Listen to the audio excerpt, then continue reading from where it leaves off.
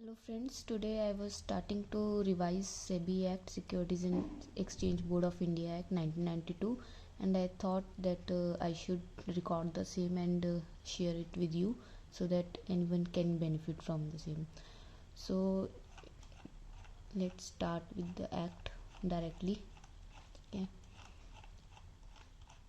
First, its preamble, that act purpose of the act. It is an will keep on highlighting. Okay. Act to provide for establishment of board.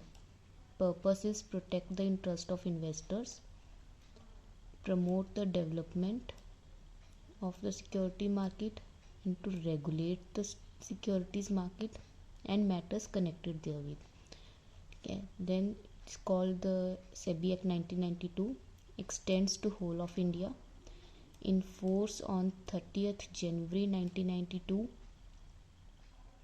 Then important definition: 2A board means established under section 3. Chairman means chairman of board. 2BA collective investment scheme section 11AA. Then 2C existing board, it's not important. 2D fund constituted under section 14. Then 2DA insurance development regulatory authority. Then it's important 2DB judicial member, that is member of security appellate tribunal under section 15MA and includes the presiding officer. Then member means member of board and includes the chairman. Then 2G prescribed, 2H regulation not important. Then that's it. Okay, इतना हो गया section 2. Section 2 subsection 2, words and expression used and not defined in this act but defined in SCRA and the Depository Act, not Companies Act. तो जो words यहाँ defined नहीं है but securities contract regulation act या depository act में defined है तो उनका मीनिंग हम वहाँ से लेंगे. देन आ जाता है chapters 2, establishment of board. Section इसमें पहले सेक्शन 3 है जिसमें कि बोर्ड की इस्टेब्लिशमेंट है एंड इनकॉर्पोरेशन है. कौन? Central government by notification board को इस्टेब्लिश करेगी, जिसको हम securities and exchange board of India कहेंगे. It shall be a body corporate, perpetual succession, common seal,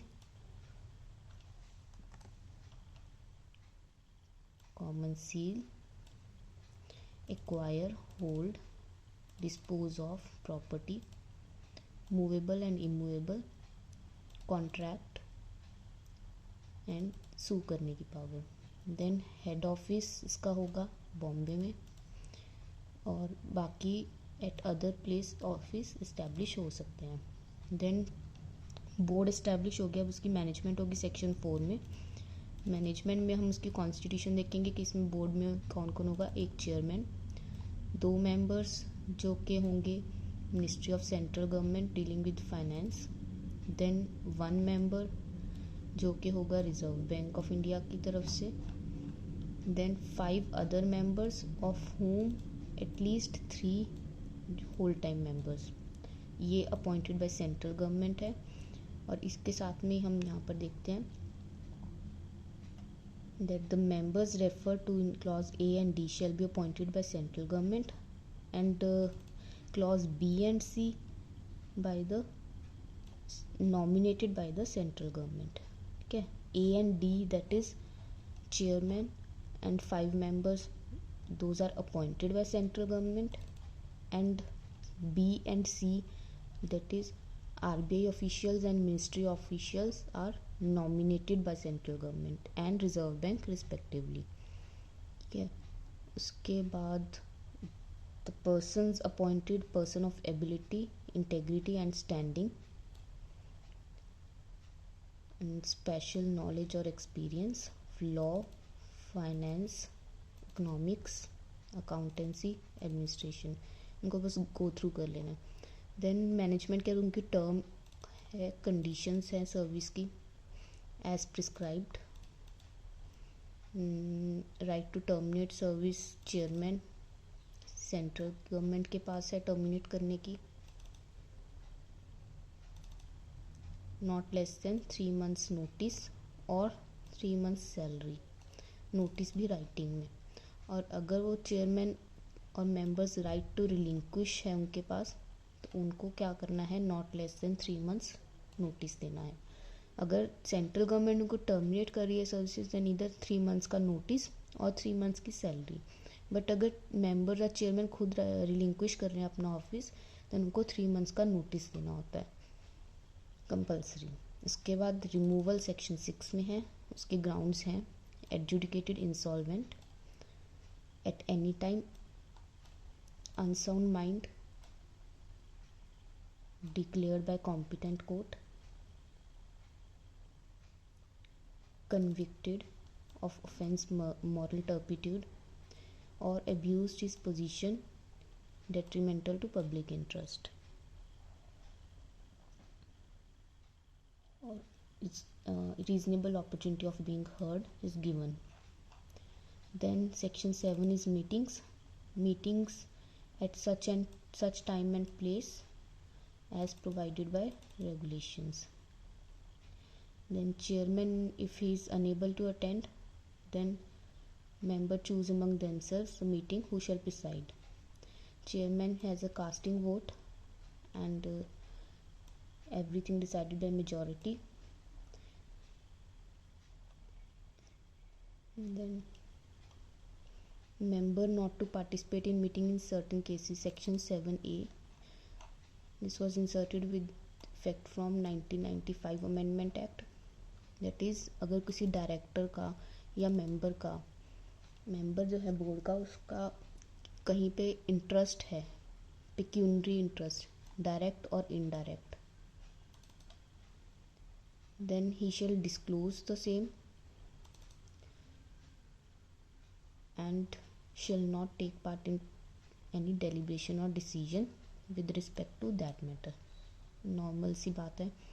then section 8 vacancy की वजह से इनवैलिडेट नहीं होंगी प्रोसीडिंग। क्या क्या ग्राउंड पे invalidate, shall no proceeding shall be invalid merely, reason क्या है, वैकेंसी और defect in constitution of board, defect in appointment as and irregularity in procedure not affecting the merits of the case। जो हम highlight कर रहे हैं उनको special focus रखना है। Okay, section 9 officers and employees of the board. The board में appoint such officer, कौन अपॉइंट करेगा, board officer and employees as necessary, और उसकी टर्म्स एंड अदर कंडीशंस जो हैं, टर्म्स एंड कंडीशंस वो रेगुलेशन से डिटर्मिन होगी। ठीक है, चैप्टर 1 एंड चैप्टर 2 हमारा कंप्लीट हो गया। चैप्टर 1 में हमने किया था डेफिनेशंस, डेफिनेशन में हमारा हो गया बोर्ड सेक्शन 3 में, collective investment scheme section 11AA, then 2D fund section 14 में, then 2DB judicial member, 2DE member includes chairman. और जो वर्ड्स एंड एक्सप्रेशन यहाँ डिफाइन नहीं है वो SCRA या डिपॉजिटरीज एक्ट में डिफाइंड है।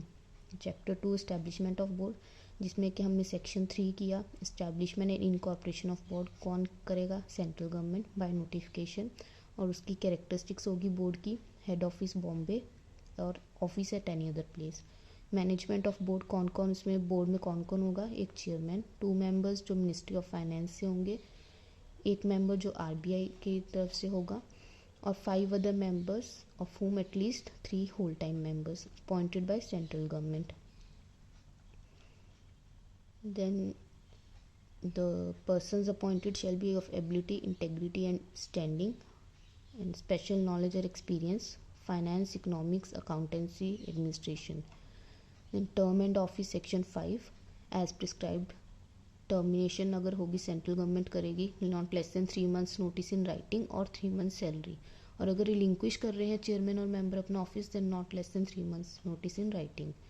सेक्शन 6 रिमूवल, उसके ग्राउंड्स हैं, सेंट्रल गवर्नमेंट ही रिमूव करेगी, पावर सेंट्रल गवर्नमेंट के पास है, एडजुडिकेटेड इन 5 ग्राउंड्स हैं, and adjudicated insolvent, unsound mind declared by competent court, convicted of offence involving moral turpitude, abused his position that is detrimental to public interest, and before removal opportunity of hearing shall be given.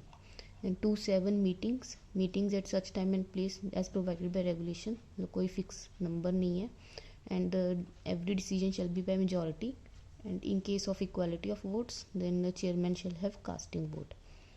7 मतलब casting vote मतलब एक extra vote जो होता है उसको मिलेगा chairman को, ठीक है।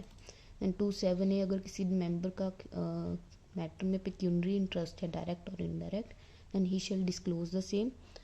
देन 2-8 सेक्शन 8 वैकेंसी अगर होती है या किसी भी वजह से इन 3 ग्राउंड्स पे इनवैलिडेट नहीं करेंगे प्रोसीडिंग, दैट इज वैकेंसी और defect in constitution of board, defect in appointment या irregularity in procedure not affecting merits. And officers and employ section 9 board appoint करता है और उसकी terms and conditions as prescribed by regulation, ठीक है। Then chapter 3 में एक ही सेक्शन है जो कहता है कि जो एग्जिस्टिंग बोर्ड की एसेट्स हैं, लाइबिलिटीज़ हैं, वो सब किसको ट्रांसफ़र हो जाएगा, न्यू बोर्ड को जो सेक्शन 3 में कॉन्स्टिट्यूट हमने करा है। On and from the date of establishment of board, on and from establishment of the board कौन सा, जो सेक्शन 3 में है। Any reference to existing securities exchange board, क्योंकि 1992 से पहले भी सिक्योरिटीज़ एंड एक्सचेंज बोर्ड था, बट उसको रिकग्निशन जो मिली है वो 1992 के एक्ट के अकॉर्डिंग मिली है। तो जितने भी पहले वाले बोर्ड की प्रॉपर्टीज़ थी, एसेट्स, चाहे मूवेबल इमूवेबल, वो सब किसको ट्रांसफ़र हो जाएंगे, बोर्ड को। राइट्स एंड लाइबिलिटीज़ वो भी,